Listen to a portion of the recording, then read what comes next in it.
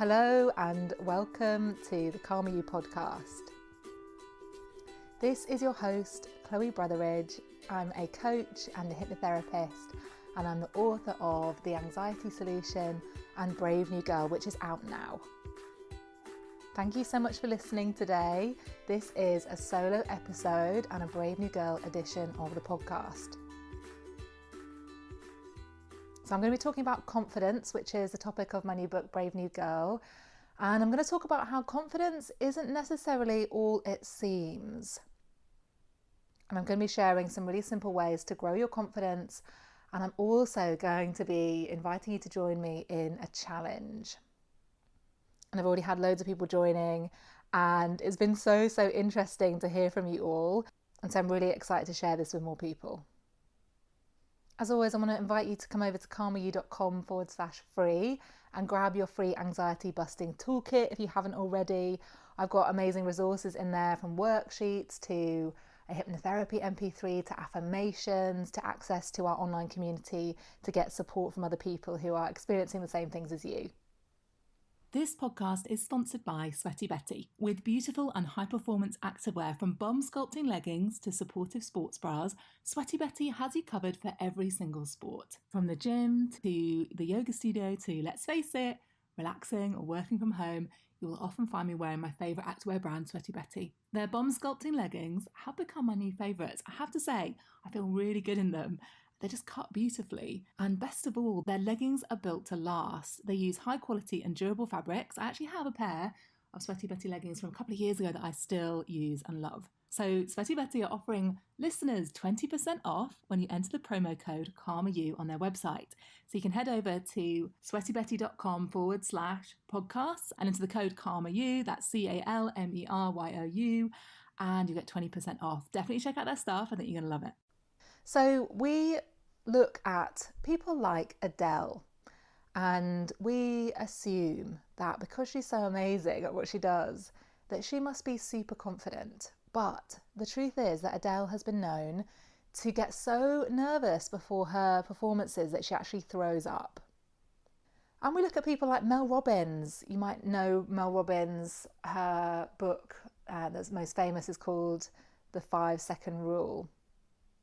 And she did a TED Talk in 2011. And during her TED Talk, she comes across as totally together, calm, confident and collected. And yet she talks about how the reality was that during that TED Talk, she was having a panic attack the whole time. And even people like Michelle Obama and Meryl Streep have spoken about imposter syndrome and how they doubt themselves and how they sometimes don't feel good enough. And so it's so easy to look at other people who appear to have it all together, who appear to have everything figured out, and we assume that they do have it together and they've got it all figured out, and that somehow they were just born confident, and that it's actually just easy for them. It comes naturally for them, and we could never do that. We're not good enough for that. We struggle, we doubt ourselves. We don't feel confident. We get scared. And so we can never do, the things that we really want to do, or put ourselves out there, or speak up, or share our art. And so this is just one of the ways that we really hold ourselves back. And when we peel below the surface of people that appear really confident, we learn that actually what looks like confidence is often courage. And so part of what I'm inviting you to do is to really just question this idea that you need to be confident before you do the things you want to do. Because lots of people are feeling afraid, doubting themselves, questioning their abilities, and they are still putting themselves out there.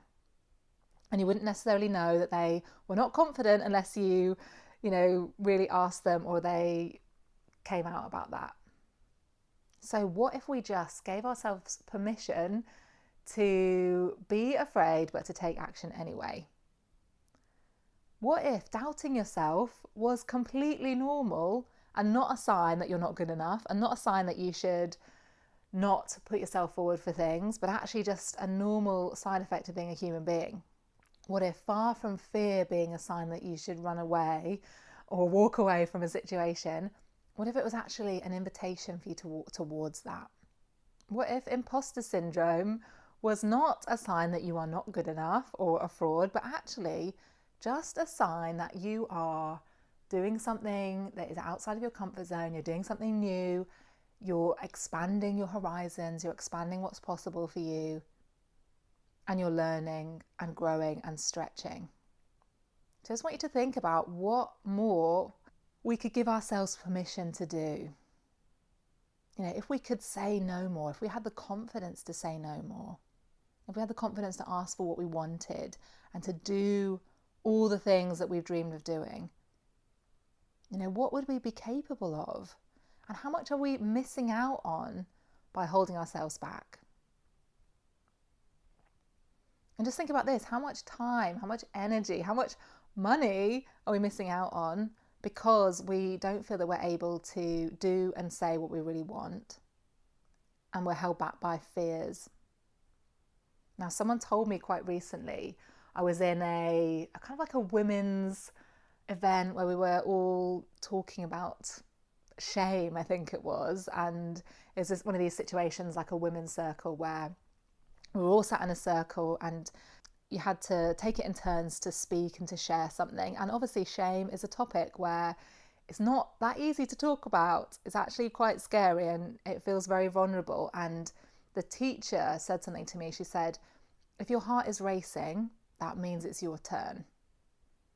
And this really stayed with me, because when we have anxiety or we experience a lot of fear, we often take our racing heart as a sign to run away, to stay quiet, to avoid.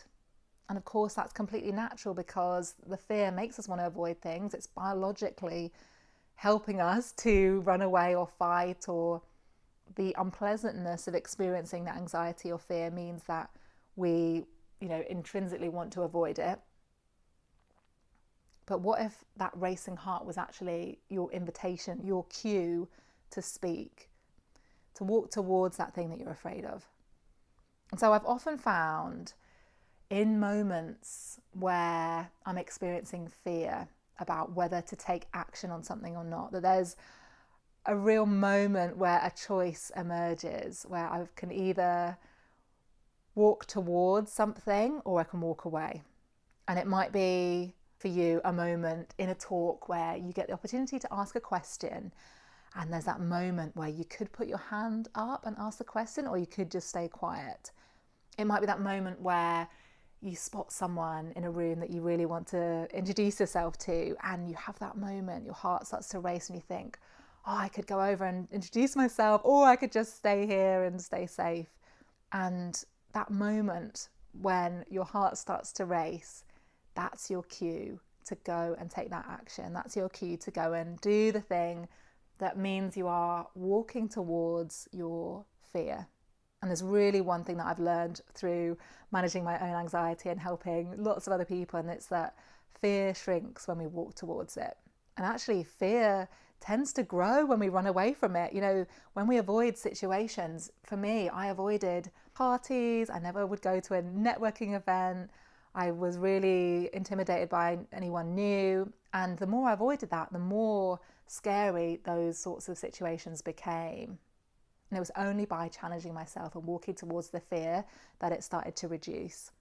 And so what happens when we walk towards our fear is that our nervous system learns that we can survive that situation. So little by little, as I started to really challenge myself, push myself out of my comfort zone, force myself to speak to people, force myself to speak in public, introduce myself to people, all those sorts of things, my nervous system learned, oh, I don't actually die in this situation. I do actually survive. And better yet, quite often, good things come of that. And you start to retrain your nervous system, your brain, your body learns it's actually safe for you to do the things that in the past scared you and frightened you. And so I had this experience quite recently. I was in America on holiday, having a road trip with a good friend of mine, and we were driving, I think we were in Virginia, or one of these states around that part of the country on the East Coast. And we were in a Mexican restaurant and we just had our dinner and we had just settled up the bill. We were about to leave and suddenly, one of the waiters comes onto a microphone and announces that Friday night is karaoke night. And as soon as he said that, my heart started to pound in my chest and I literally started shaking. My hands were shaking as I was, holding the bill that we'd just paid. And because I've just written this book, Brave New Girl, I I had pretty much no option but to take that as a sign that actually this is something that I got to do. Why is my heart racing? This is a sign that this is my turn to go and do karaoke. And just to give you a bit of a background, I might have shared this on Instagram before, but for years I've had a massive block about singing, basically. I used to love singing as a child and a teenager. I would sing all the time, and then I got slightly traumatized by my first boyfriend when I was, I think, about 15, and I was singing and playing guitar in front of him, and he said something to me like, "Oh, you think you're so good at singing guitar, but you're really not." And this really stayed with me, and I basically didn't sing in front of anyone for about 15 years after that. I'm a sensitive person and this hit me hard, and that sense of criticism I just didn't forget. And it wasn't until only a couple of years ago that I finally got over this fear of singing in front of people, and to do something like singing karaoke in front of a load of strangers. I don't drink alcohol, so I couldn't even have some Dutch courage, seemed like this impossible thing. And yet there I found myself literally shaking as I held the microphone, belting out a bit of Adele in front of about 30 people in this random Mexican restaurant in Virginia in the United States. I had this big sense of achievement afterwards because I knew that I'd walked towards my fear. I hadn't run away, and I'd taken that racing heart as a sign that actually this is a chance for me to overcome a fear here. This is a chance for me to grow my confidence. And it's really interesting how when we walk towards our fear, when we do something that is outside of our comfort zone, there is a challenge, it makes us feel good. We feel good about ourselves. We feel resilient. We feel capable. We learn to trust ourselves. And this is why I'm inviting you to join me in the Brave New Girl Challenge. And already lots of people have been posting on Instagram and tagging the hashtag Brave New Girl, and also sending me just direct messages if they don't feel like sharing it publicly, to share about the small ways that they've been challenging themselves. So some examples that I've had was someone went to the cinema on their own, another person asked a friend on Instagram, someone that they were kind of friends with on Instagram but hadn't met in real life, if they wanted to meet up in real life, and they had a really nice, girl date together. Someone else took some steps to change their career, some scary steps in that direction. And it's just amazing, and it's really interesting how we just get ourselves into this mindset of, right, I'm a brave new girl or a brave new boy, or however you identify, brave new you, and having this mindset of, right, I'm going to challenge myself. I'm in this mode of challenging myself, just means that you're given the extra push to do those things that you might not normally do. And honestly, this is how we grow our confidence. This is how we become more resilient, more capable. This is how we expand our horizons and expand what is possible for us and start to discover what our potential is. And so if I can go from completely paralyzed and unable to sing in front of anyone to belting out Adele in front of a load of strangers, then I think you can do this as well. And so I really hope you'll join me. You can tag me on Instagram at Chloe Brotheridge, hashtag Brave New Girl, or just send me a DM, and I would love to celebrate your challenges and the action that you're taking to grow your confidence. So thank you so much for listening to this today. I really hope you got something from this. Let me know on Instagram. I'm at Chloe Brotheridge. And if you enjoyed this episode, it means such a lot if you can take the time to leave a review on iTunes or in the Apple Podcast app. It really helps other people to find it, and do share it with a friend if you think they would like it as well. And you can check out my book, Brave New Girl, 7 Steps to Confidence, in all good bookshops. It's on Amazon and on Audible, read by me. I hope you have a brilliant week, and I'm sending you loads of love.